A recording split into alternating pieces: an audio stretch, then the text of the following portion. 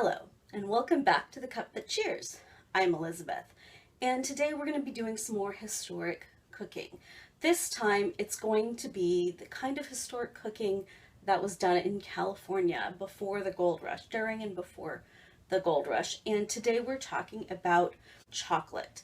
Now, when you think chocolate in the 21st century, you think candy more often than not. But in the 18th century and early 19th century, chocolate was an ingredient to be used in other recipes. Mostly it was used for a beverage, drinking chocolate, or chocolate, as would have been said by the Californios. So that's what we're going to be doing today, talking about chocolate the way it would have been known in California during and before the gold rush. Now, the recipe in El Cocinero Español from 1898, which was the earliest cookbook published in California specifically about California cooking, and it was published in Spanish, has several recipes for making chocolate. But the one that is probably the earliest one is called chocolate in water, or chocolate in agua. And that's because when the conquistadores first came to the Americas, the native peoples who were here in the New World before did not have cattle. So they were not used to using milk, and when they made chocolate, which they did, and they welcomed the conquistadores with chocolate, the chocolate would have been made with water, not with milk or wine or cream or any of the other things that other Europeans added to it. So this is the recipe from El Cocinero Español from 1898. Chocolate in agua. Put the tablet on the fire with water in an amount a little larger than you need to fill the chocolate cup you're going to serve it in. And when you've brought it to a boil, take it off and completely break up the tablet with the chocolate beater and mix it with the water.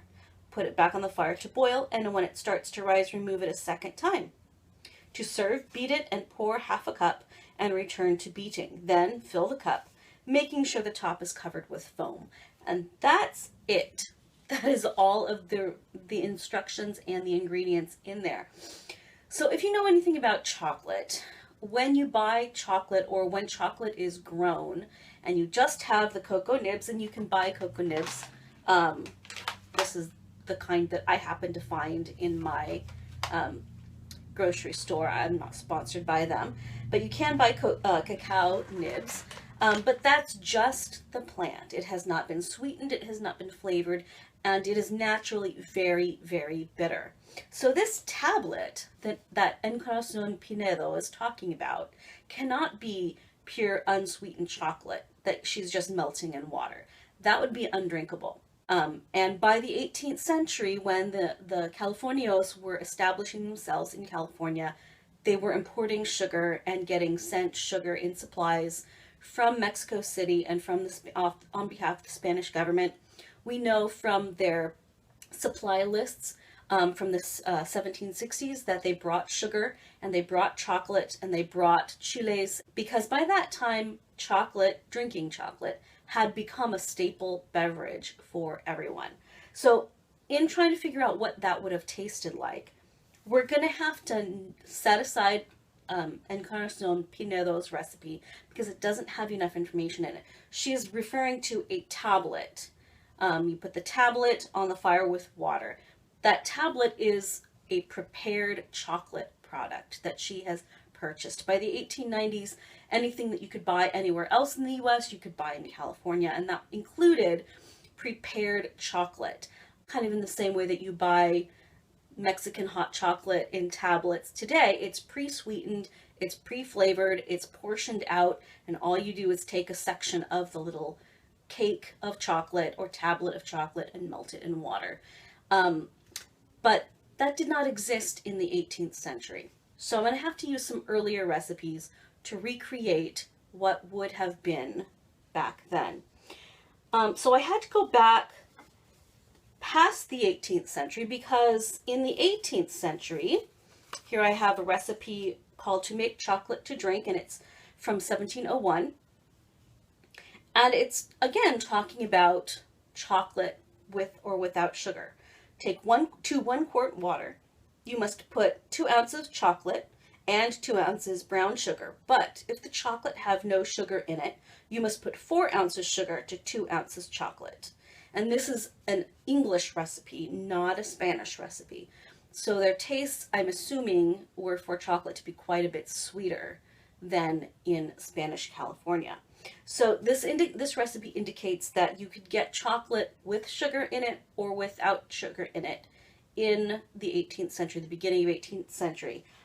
But again, we don't know what that would have tasted like, and would it have already had flavorings in it or not. This particular recipe from 1701 does not have you put any flavorings in it. So I don't know if that would have been the same thing that would have been used in California. So I had to go earlier. And the earliest recipe that I could find was a recipe from 1631 from the letters of a doctor named Antonio de Colmenero de Ledesma. And his letters were translated and expanded upon by an Englishman named Captain John Wadsworth. And this expanded, translated version was published in 1651. And this is called chocolate, an Indian drink. And one of the reasons why it's so valuable is because it's introducing chocolate to people who don't know anything about it. So it goes into great detail, unlike most recipes from that time period. Chocolate, an Indian drink. To every 100 cacaos, you must put 2 cods of the long red pepper, of which I have spoken before, and are called in the Indian tongue chile par l'agua, and instead of those of the Indies, you may take those of Spain, which are broadest, at least hot. 1 handful of aniseed orejuelos, which are otherwise called vinacachlidos, and 2 of the flowers called mechazueil, if the belly be bound. But instead of this, in Spain we put in 6 roses of Alexandria beat to a powder, 1 cod of campeche or logwood, 2 drams of cinnamon, almonds and hazelnuts of each 1 dozen, of white sugar 1/2 pound, of achiote enough to give it the color. And if you cannot have those things which come from the Indies, you may make it with the rest. So that is where I got my list of ingredients for today. I was trying to use ingredients that would have been used by the Californios. So we will be using sugar, but we're not going to be using white sugar like in Spain. We're going to be using natural cane sugar. For the ingredients, we of course start with chocolate. Now, we're going to be assuming that this recipe, as this recipe said, from the 1651 recipe, we're going to be assuming that it is unsweetened, unflavored chocolate. So for this, I have a chunk of what I'm realizing now is very old, very stale, unsweetened baking chocolate. Any brand will do. I'm going to use about, yeah, it's very old. I'm going to use about, I would say, 2 ounces of it. And we're going to be melting that in hot water with the different flavorings and spices. This is the sugar that we're going to be using. This is called piloncillo. It is raw cane sugar that has had no processing or minimal processing done to it. Unlike modern American brown sugar, which is essentially processed white cane sugar that has had some molasses added back to it for flavor and color. And it actually takes more sugar than you realize to take the bitterness out of the chocolate, unsweetened chocolate. So this may not be enough sugar actually to take out the bitterness, or most of the bitterness anyway, of this unsweetened baking chocolate. But we're going to see. Another ingredient is cinnamon. So we're going to be using some cinnamon. And you need to make sure when you are choosing your cinnamon that you get what is sometimes known as Ceylon cinnamon or even Mexican cinnamon. That is true cinnamon. The other kinds of cinnamon, there's one other kind of cinnamon that's cheaper and therefore it's more popular, and that is Vietnamese cinnamon or Saigon cinnamon. And that's actually not truly cinnamon, it is called cassia. And it has a very similar flavor to cinnamon, but it is slightly different. True cinnamon is sweeter, and spicier and has like a warm, spicy flavor and sweet flavor. Saigon cinnamon is harsher. It just kind of has a very different flavor, has a peppery flavor rather than a warm, spicy flavor. So we're going to be using that because the recipe calls for it. The recipe called for some long red peppers. So we have some of these. These are chile arboles, and they're dried. You can get them in the Mexican food section. I'm not going to use all of both of these. I think that's going to be too much. And the same thing with the cinnamon. I don't think I'm going to need all of that stick of cinnamon. We're also going to be using some rose petals, dried rose petals. The recipe mentioned dried roses of Alexandria. These are not Alexandrian roses, but I'm going to be using some of that. The other ingredient in this little bowl is achiote. Achiote is a seed that is more of a food coloring than a flavoring. It does have kind of a musky flavor, similar to saffron, I would say. But it, instead of giving a yellow color to the food, it gives a reddish orange color to the food. So we're going to be grinding up some of that and using that. In this container, all the contents are mixed together. We have these little round things are peppercorns and black peppercorns. So I'm going to be using 1 or 2 of those and grinding them up. I'm going to be using probably one of those whole cloves. And the other ingredient, the smaller sort of grayish ingredient, is aniseed. And now they're all mixed together. But I'm going to be using some of that whole aniseed as well. At the end, after I have mixed all of those things together with the melted chocolate, I'm going to add a little bit of vanilla. And if I can't taste the rose petals in the mixture, I'm going to add a tiny bit of rose water also. And all of those things were ingredients that were mentioned in that recipe from 1631. So we're going to see how that works. I'm going to be grinding all of the spices together in my mortar and pestle. This is not like the ones that would have been used in California in the 18th century because it is made of wood and it is not either made of volcanic rock like the molcajetes and matates still are today. That is the better material, I think. And then I'm going to be mixing everything together. I have about 2 cups of water measured out, and I have my chocolate pot.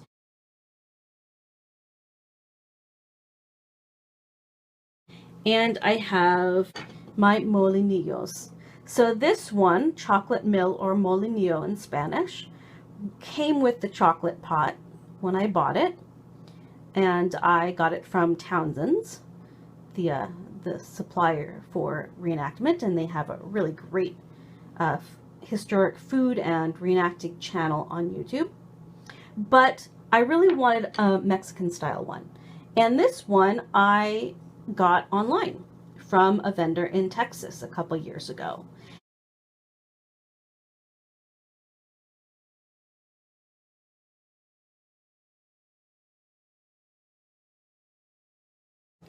Okay, so let's get started. First things first, I'm going to take the water and I'm going to put it in my saucepan over the heat and bring it to a boil slowly. Now this recipe that I'm going to be using, I will put in the description below. This is one that I have worked out to be used to show children in California elementary schools when they study California history, to be an activity for the kids to be able to do. I'm not going to actually use the chocolate pot until the end when everything's mixed together. It needs to be milled because I don't know how the chocolate pot's going to react over my modern stove, and I don't have a fire to put it by, and I don't have the right surroundings to do it in. But normally you would do all of the mixing, all of the melting of the chocolate and the water in the chocolate pot. So I'm going to get this started heating up. Okay. And then I'm going to start grinding all of the ingredients together. I will take 1 clove and 2 peppercorns and a pinch of anise seeds. One of the native flowers that was mentioned in that recipe from 1631 was said to have the flavor of anise seeds. So that tends to be a very popular flavor. I'm going to take some cinnamon and break it up. And I'm going to actually add more cinnamon than just about any other of the other flavorings, because cinnamon has a good amount of spiciness to it.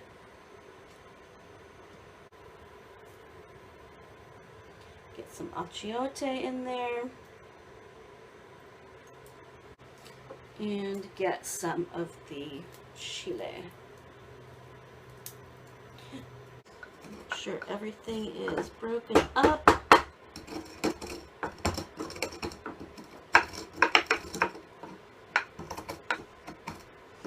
Okay, and now I'm going to add the sugar.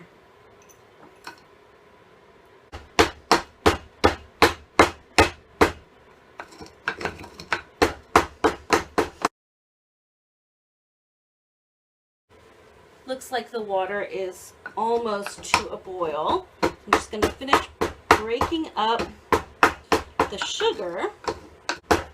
This would be a lot easier if I had a real molcajete made of stone instead of my mortar and pestle made of wood.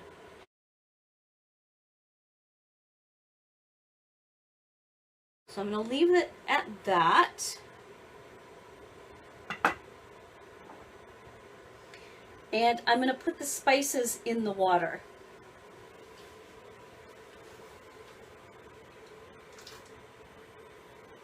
So the water is boiling.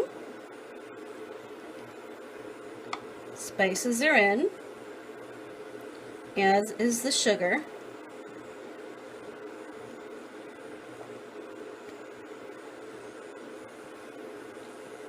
And I'm going to turn the heat down.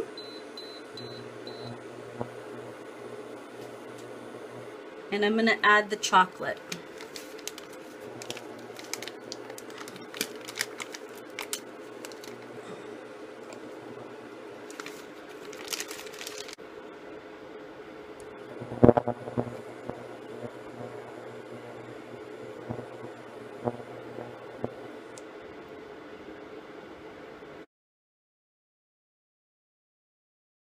Alright, so the chocolate is melted in the water with all of the other ingredients except for the vanilla.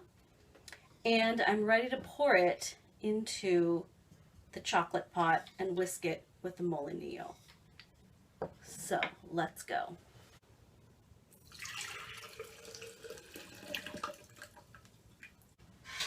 Now the molinillo is not just like another spoon to stir with. What you're doing with the chocolate and with the molinillo is you are mixing it up and frothing it up and making kind of like a suspension of the ingredients in the liquid. It's the same kind of idea as Japanese matcha, where you whisk the matcha so that there is a bit of foam on the top. But just like with matcha, you can't just stir it a little bit with the matcha whisk. You have to whisk and whisk and whisk and whisk for like a good 30 seconds. And you can see the advantage of a chocolate pot when you're doing this, because chocolate pot has tall sides.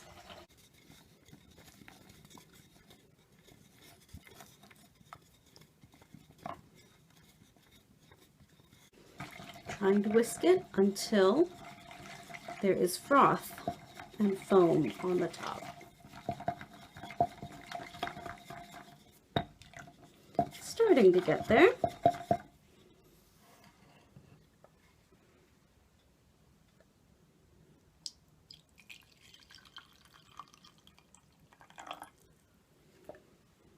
I'm gonna beat it some more.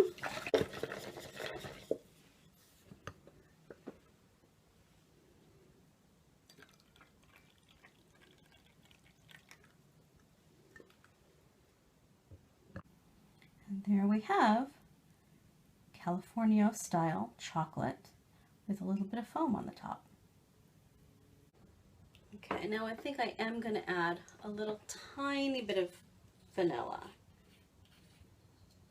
Just going to use the lid to measure out like 1 drop.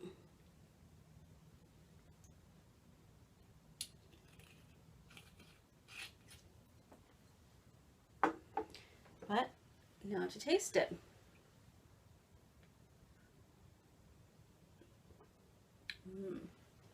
The amount of sugar I think was perfect for me. It's just barely sweet, but there's just a little tiny tinge of bitterness from the chocolate.